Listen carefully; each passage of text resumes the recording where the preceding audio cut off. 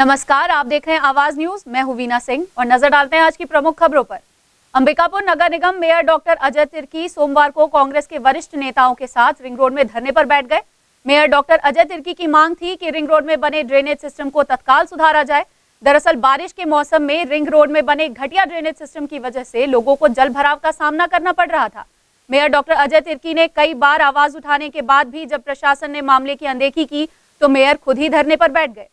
करोड़ों रुपए की लागत से अंबिकापुर शहर रिंग रोड का निर्माण सही तरीके से नहीं किया गया। नतीजतन ड्रेनेज सिस्टम ऐसा बना दिया कि बारिश के इस मौसम में रहवासी परेशान होते रहे। इधर लोगों की शिकायत पर जनप्रतिनिधियों ने सड़क विकास निगम को इस समस्या को दूर करने की बात तो कही, लेकिन उनके द्वारा कोई कदम नहीं उठाया गया। इससे नाराज होकर महापौर समेत बड़े कांग्रेसी नेता सोमवार को अंबिकापुर के मिशन चौक पर धरने पर बैठ गए। इस बात की खबर लगते ही प्रशासन टीम लेकर मौके पर पहुंची और तत्काल समस्या का निराकरण करते हुए रिंग रोड में बने नालियों की तोड़फोड़ शुरू कर दी गई। नगर निगम महापौर अजय तिर्की ने बताया कि सड़क विकास निगम द्वारा निर्मित अंबिकापुर रिंग रोड के निर्माण के वक्त सड़क विकास निगम को अवगत कराया गया था कि वाटर ड्रेनेज सिस्टम का स्तर ठीक नहीं है। यही नहीं, निगम की ओर से भी इस बात पर आपत्ति जताई गई थी, लेकिन हमारे बार बार इस बात को लेकर ध्यानाकर्षण करने के बावजूद इस मुद्दे पर ध्यान नहीं दिया गया। इसका नतीजा यह हुआ कि बारिश के इस मौसम में ड्रेनेज सिस्टम जाम होने लगा और लोगों को जल भराव की समस्या का सामना करना पड़ रहा था। एसडीएम अजय त्रिपाठी ने बताया कि रिंग रोड से लगे नाली का निर्माण निगम और शासन के द्वारा कराया गया है। नालियों के लेवल में असमानता होने की वजह से जल भराव की स्थिति निर्मित हुई है। वहीं एसडीएम ने इस बात से इनकार किया कि घटिया ड्रेनेज सिस्टम की बात को लेकर मेयर अजय तिर्की सहित अन्य कांग्रेसी नेता धरने पर बैठे थे। गौरतलब है कि कांग्रेस की सरकार प्रदेश सहित निगम में आने के बाद शहर में यह पहला मौका था कि कोई सत्तारूढ़ी पार्टी के नेता खुद किसी मुद्दे को लेकर धरने पर बैठे थे। हमारा जो अंबिकापुर शहर का रिंग रोड है सीजीआरडीसी के द्वारा बनाया गया है। बनते समय भी माननीय महाराज साहब, माननीय मंत्री जी भी इसमें एक बार दौरा किए और उन्होंने भी कहा था कि जो वाटर ड्रेनेज सिस्टम है उसका लेवल ठीक नहीं है, इसको ठीक किया जाए। हम लोगों ने भी कई बार निगम के पूरे टीम भी कई बार बोली, लेकिन बिना कोऑर्डिनेशन के इन्होंने अपने ड्राइंग डिजाइन से बिना नेचुरल ड्रेन देखे हुए ये सारे ड्रेन बनाए हैं, जिसके कारण यहाँ पे जो मिशन चौक के इलाके में पानी का भराव होता है और वो रात भर जो निवासी हैं वो बेचारे परेशान रहते हैं। बाल्टी से पानी घर से निकालते हैं, फिर सो भी नहीं पाते हैं। कई बार हम लोग के द्वारा कांटेक्ट किया गया, मेरे द्वारा सीजीआरडीसी से कांटेक्ट किया गया, निगम के अधिकारियों द्वारा कांटेक्ट किया, हमारे इंजीनियर्स बराबर वॉच कर रहे हैं, वॉच कर रहे हैं, उसके बावजूद काम इनके द्वारा नहीं लगाया गया। तो मजबूरन आज हम लोगों को यहाँ पे धरने पे बैठा गया। सीजीआरडीसी के इंजीनियर्स आए हुए हैं, गाड़ी लगी है, कुछ गाड़ी निगम की और कुछ सीजीआरडीसी की, और उसका वाटर लेवल देख के और ड्रेन को खोल के कि कहाँ पे ब्लॉकेज है। नहीं, यहाँ पर रिंग रोड में नाली है और बरसात में नाली और जो स्थानीय गवर्नमेंट द्वारा नगर निगम द्वारा जो बनाया गया नाली है, उन दोनों नाली के हाइट में मिसमैच होने से कुछ घरों में पानी घुसने की समस्या आई थी, जिसको लेकर सीजीआरडीसी को बुलाया गया है। सीजीआरडीसी के ठेकेदार उसमें काम कर रहे हैं। कोविड-19 के संक्रमण को रोकने के लिए आवाज न्यूज की मुहिम लगातार जारी है। जब तक सोशल डिस्टेंसिंग के नियमों का पालन कर दुकान संचालक सामान नहीं बेचेंगे, तब तक आवाज न्यूज ऐसे दुकान संचालकों की मनमानी उजागर कर प्रशासन और जनता के सामने लाता रहेगा। आवाज न्यूज के इस मुहिम में नियमों की धज्जियां उड़ाते शहर के कपड़ा दुकान संचालकों की मनमानी कैमरे में कैद हुई है।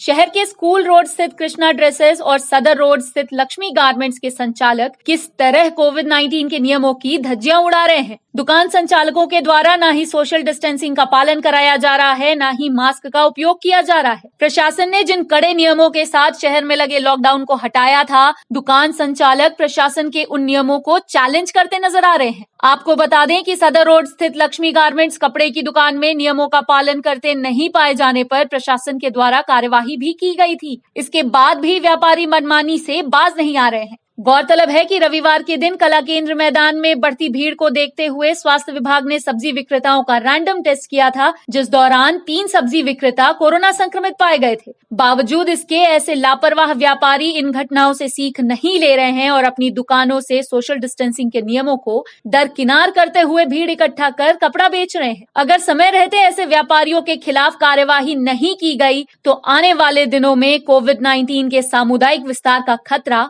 और भी बढ़ जाएगा। कोरोना काल के इस दौर में नागरिकों के हित में आवाज न्यूज की ये मुहिम अनवरत जारी रहेगी। आवाज न्यूज शहर के सभी नागरिकों से अपील करता है कि यदि आप बाजार में सामान खरीदने जाते हैं तो मास्क लगाकर निकलें, साथ ही सोशल डिस्टेंसिंग का पालन अनिवार्य रूप से करें।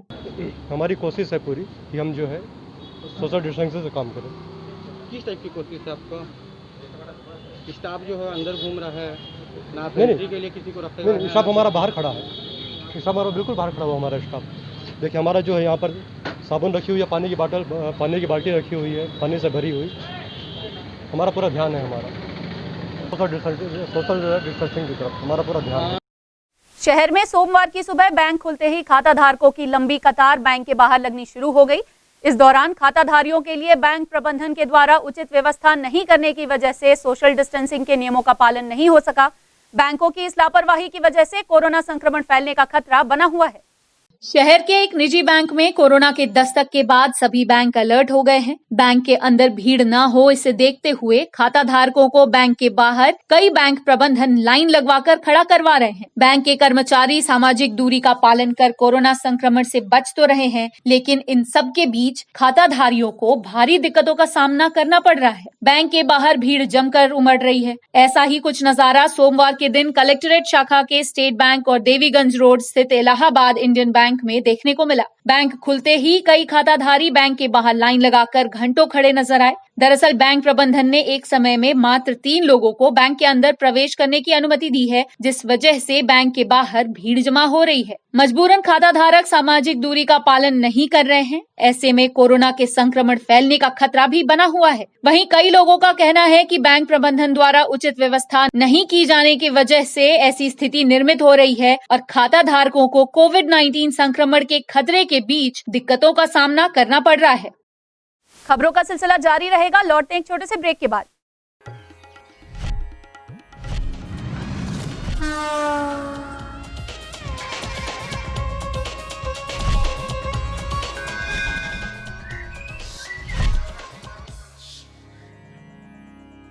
अंबिकापुर में सबसे सस्ते और unlimited high speed internet connection के लिए आज ही संपर्क करें। Vande Mahamaya cable network, Alaknanda complex, प्रथम तल, अग्रसेन चौक, अंबिकापुर, सरगुजा, छत्तीसगढ़।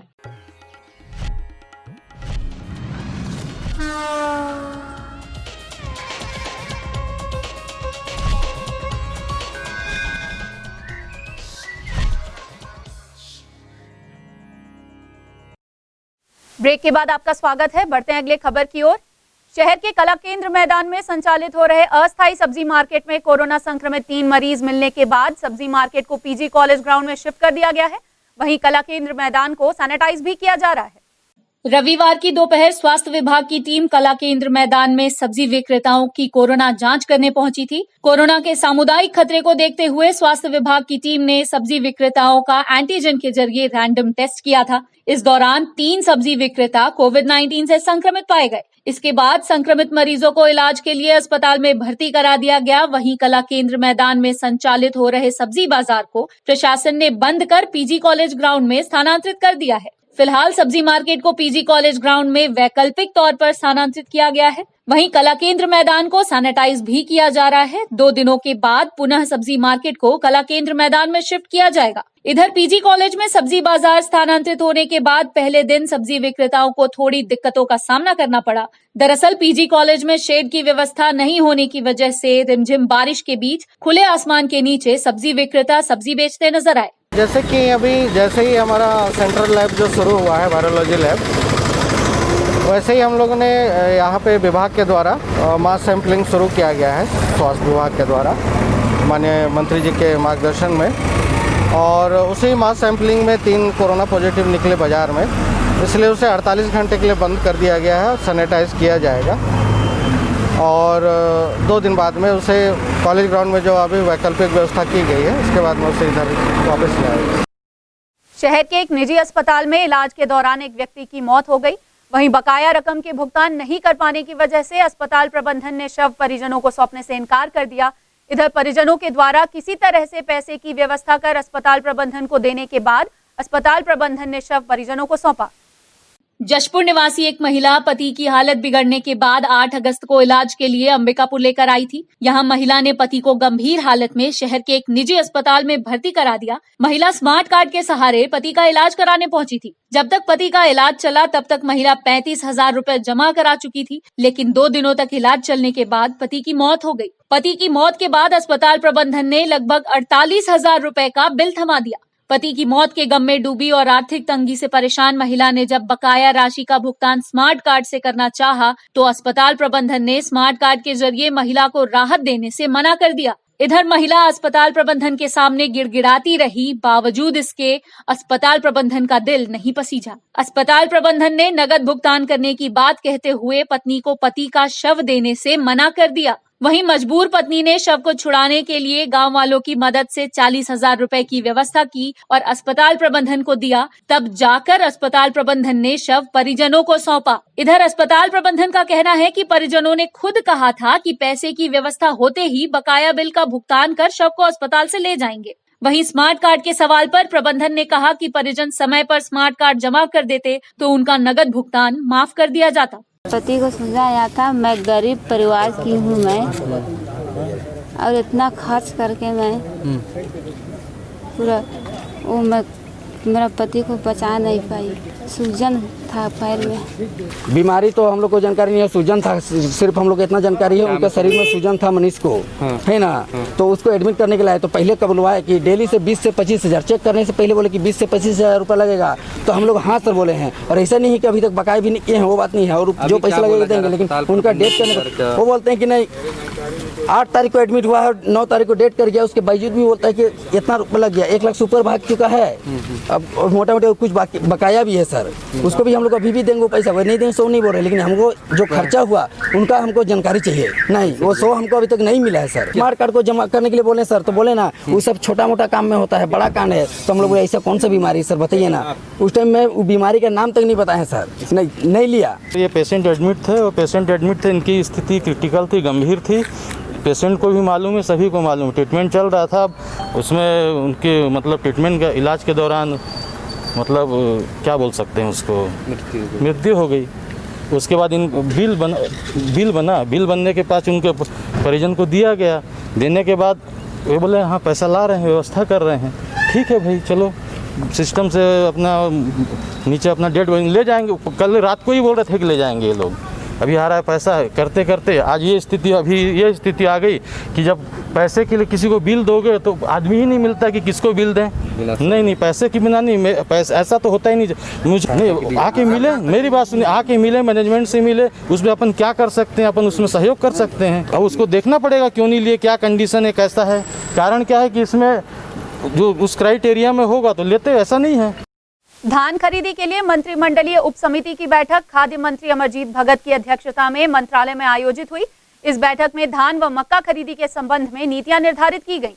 छत्तीसगढ़ शासन खाद्य नागरिक आपूर्ति एवं उपभोक्ता संरक्षण विभाग के तहत धान खरीदी के लिए सोमवार को मंत्रिमंडलीय उप समिति की बैठक मंत्रालय नवा रायपुर में खाद्य मंत्री अमरजीत भगत की अध्यक्षता में आयोजित हुई। इस बैठक में धान व मक्का खरीदी के संबंध में नीतियां निर्धारित की गयी, जिसके अनुसार आगामी खरीफ विपणन वर्ष 2020-21 में प्रदेश के किसानों से समर्थन मूल्य पर धान एवं मक्का खरीदी करने के लिए किसान पंजीयन की अवधि दिनांक 17 अगस्त 2020 से 31 अक्टूबर 2020 तक निर्धारित की गई है। विगत खरीफ वर्ष 2019 और 2020 में पंजीकृत किसान को खरीफ विपणन वर्ष 2020 और 2021 के लिए पंजीकृत माने जाने का निर्णय लिया गया है एवं इसके लिए विगत खरीफ वर्ष 2019 और 2020 में पंजीकृत किसानों की दर्ज भूमि एवं धान के रकबे एवं खसरे की जानकारी को राजस्व विभाग के माध्यम से अद्यतन कराया जाएगा। नए किसानों का पंजीयन तहसीलदार के माध्यम से कराया जाएगा।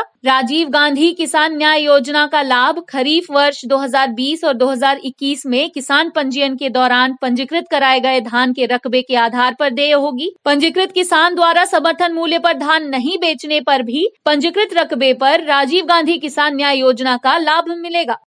बुलेटिन में फिलहाल सिर्फ इतना ही। शहर से जुड़ी खबरों के लिए देखते रहिए आवाज न्यूज। इस न्यूज के स्पॉन्सर हैं वीएम इंटरनेट, अलकनंदा कॉम्प्लेक्स, प्रथम तल, अग्रसेन चौक, अंबिकापुर, सरगुजा, छत्तीसगढ़।